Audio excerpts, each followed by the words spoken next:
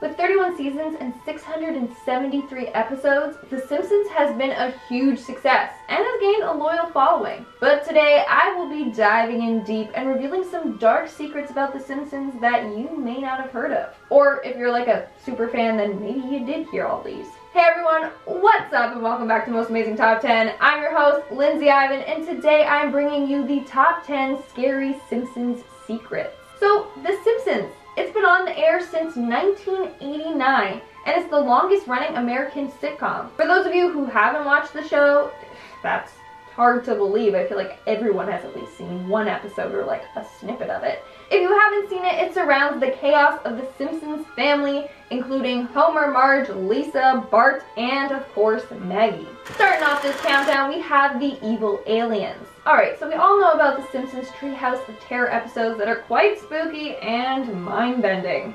Well, in the Treehouse of Horror episodes, there are two aliens, Kang and Kudos, that try to take over the world and are constantly attacking Springfield. Well, turns out that the alien Kudos was named after a character who is a mass murderer. He is named after Kudos the Executioner from Star Trek, the original series. On the show, Kudos ends up turning into an evil dictator and kills 4,000 of his colony's residents. Then Kang was named after the Klingons in Star Trek, which are humanoid warrior species. Moving on at number 9, we have Marge's bunny ears. Ever wonder why Marge's hair is so tall? Well, it could possibly be because she was born with bunny ears that her hair hides. According to Matt Groening, yes, that's how you say his last name. I researched it. It's Groening, not groaning. I was wrong this whole time. Ever since I was a child, I've been saying it wrong. But anyways, Matt wanted Marge's hair designed like that, so in the last Simpsons episodes, he could reveal that she had rabbit ears the whole time. So what does this mean? Is Marge some weird rabbit hybrid creature? How did she gain those ears to begin with? Now, the writers were not a fan of this idea, so unfortunately it didn't get implemented into the show. However, in the Simpsons arcade game, Matt did incorporate this. When Marge gets zapped, you see her skeletal outline, which shows her rabbit ears. If it was left in the show, that would have taken an interesting, weird turn. Coming in at number 8, we have Marge the Giant. So, let's stay on Marge Simpson just for a little bit longer. So, we just established that her hair was made purposely tall to hide her rabbit ears. But how tall indeed does this make her? Well, apparently Homer is 6 feet and Marge is 6'2". But when we take her hair into consideration, she is 8.5 feet tall. That means her hair is a whopping 2 feet tall. Whew, yikes. First we learned that Peppa the Pig is 7'1" and her dad is around 14 feet tall. And now we find out that Marge is 8'6". Just imagine talking to her, having her hair like towering down over you. That's woo. Now, Matt Groening actually named Marge Simpson after his mother, Margaret Groening. Marge's big hair was inspired by the Bride of Frankenstein hairstyle. Although his mom did rock a hairstyle similar to that in the 60s, it definitely wasn't that tall or blue. In our 7th spot, we have Homer the Clown. On The Simpsons, Krusty the Clown is shown to be a pretty outrageous character that is worshipped by Bart. But have you ever noticed how Homer and Krusty share similar features? I mean, if Homer wore some makeup, had some teal hair and a red nose, he'd pretty much look a lot like Krusty. Well, apparently Matt Groening was originally planning to make Krusty the Clown Homer's secret identity.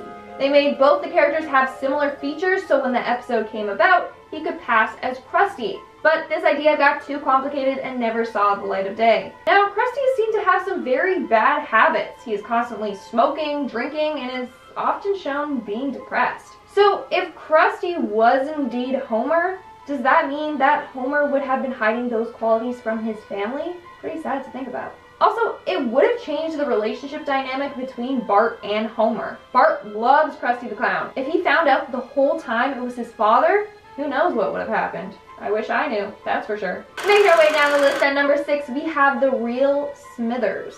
We all know him as Mr. Burns' personal assistant, who is also in love with him. He's a well-written character, but did you know that he didn't always have yellow skin like the rest of the people in Springfield? That's right, In season 1, episode 3, titled Homer's Odyssey, he was actually shown with dark brown skin and blue hair. Yeah, drastically different from how he looks now. Turns out that this was all just a production error. He was actually always supposed to be yellow in color, but the coloring artist ended up messing up and there wasn't a big enough budget to go back and fix the color. Now, why exactly are the Simpsons characters yellow in the first place? Well, Matt Groening said that he wanted them yellow for one reason: to capture the audience's attention, so that when they're flipping through the channel and they see the yellow characters, they know automatically what show is on. Pretty smart choice. We are now at our 5th and halfway mark with The Prisoners. Unless you pay super close attention to the Simpsons episodes, then I'm sure this detail just went straight over your head. One of the creepiest Simpsons characters, in my opinion, is Sideshow Bob, the crazy killer that wants Bart dead. His prisoner number is 24601, which is in fact the same prisoner number of multiple other characters on the show. In season 4, episode 21, Marge is arrested for shoplifting at the Quickie Mart after she forgot to pay for an item. Marge's inmate number is 24601, the same number. Then in the episode titled Homer's Barbershop Quartet, which is season 5, episode 1, Principal Skinner finds his old prisoner of war helmet and the number on it is the same as well. But it doesn't stop there. The number is also Jean Valjean's prisoner number from Les Miserables. In fact, Skinner is the Simpsons equivalent of Jean Valjean. Let's look at the facts. Turns out Principal Skinner is actually an imposter using someone else's identity, and he left a life of crime to become a more respected citizen, just like Jean Valjean. Coming in at number 4, we have Ned Flanders' age. Ned Flanders, the Simpsons' next-door neighbor with funny catchphrases like Oakley Dokley and Howdy Doodly Neighboroonie. Him and his family are quite the contrast to Homer and his family. Now, Homer is said to be 39 years old, whereas Flanders is 60 years old. What? I thought they would be around the same age. I mean, like, their kids are around the same age. What kind of holy water is Ned drinking? But it's true, he looks surprisingly young for his age. In one episode, he said that he follows 3 C's in order to maintain his youthful appearance: clean living, chewing thoroughly, and daily dose of vitamin church. He also says that he never gives in to temptation, even to eat ice cream. But that's no way to live. But I guess that's what keeps him wrinkle-free and without any gray hairs. And at number 3, we have the live-action Simpsons. A bunch of cartoons have ended up doing live-action versions of their shows, such as SpongeBob, Fairly Odd Parents, Scooby-Doo, and Teenage Mutant Ninja Turtles. Now, what if the Simpsons did a live-action movie or show? Well, that would end up being a terrible idea since the characters would look terrifying. People have created versions of the Simpsons characters of what they would look like if they were real humans. Yikes, they literally will give you nightmares. Homer is seen with huge bulging eyes and deep wrinkles. Looks very disturbing. For Bart, he is seen still with a rectangular head, and all of his proportions are just way off, making him look extremely creepy. So yeah, let's not make a live action version of the show. Please just stick with the cartoon classic. And in our second spot, we have the Dictator. Turns out that Milhouse may in fact be related to the real-life Italian dictator, Benito Mussolini. So what has got people thinking this? Well, Milhouse's middle name is Mussolini. He is half Italian from his mom's side, and it is implied that his grandmother may be the daughter of the dictator. So Milhouse's grandmother, Nana Sofia Mussolini, grew up in Italy around 1922, around the same time Mussolini ruled over Italy. Then when she became pregnant, she moved to America around 1945. Mussolini actually has made some appearances in the show as well. His first appearance was in season 4, episode 20, titled Whacking Day. So could it be that she's the dictator's daughter? Well, in the show at least, making Milhouse related to this evil dictator as well. And in our number 1 spot, we have Homer the Killer. Now we know that Homer has done some questionable things, like he continuously chokes out his son Bart, but he actually wouldn't harm him or others, right? Turns out Homer has a darker mind than we thought. In the episode titled Papa Don't Leech, Homer and his father Abe are driving home when they go off the road and off the cliff. Homer escapes, but his father is still stuck in the car. That's when he decides to suffocate his dad to death. He looks him right in the face, places a hand over his mouth, and suffocates him. Then it turns out that it was just a dream. But Homer says, "I was having the most wonderful dream." Whoa, okay. So basically, the Simpsons writers implied that Homer wants his father dead and may even wants to be the one that does the deed.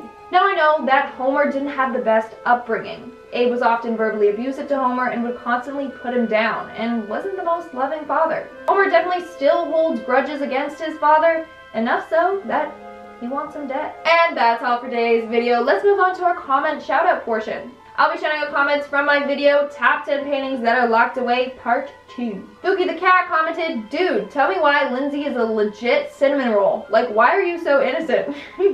A cinnamon roll? That's cute. I love cinnamon rolls. But, that's funny. I'm a cinnamon roll? Like, weird. Is that a thing? That's so funny. I'm so innocent. Aw, thanks. I guess that's a compliment, I hope.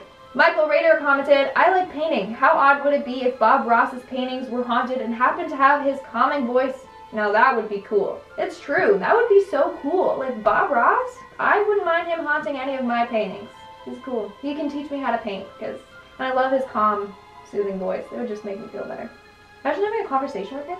Yada Yeater commented, "Why aren't the thrift stores being haunted?" They are, and we just don't know.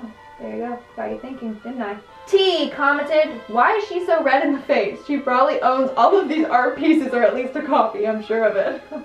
Okay, number one, I'm red in the face because the lights are hot and I can't help it. It makes me go red because, you know, I'm generating heat and stuff. And no, I don't have any haunted art pieces. I don't think.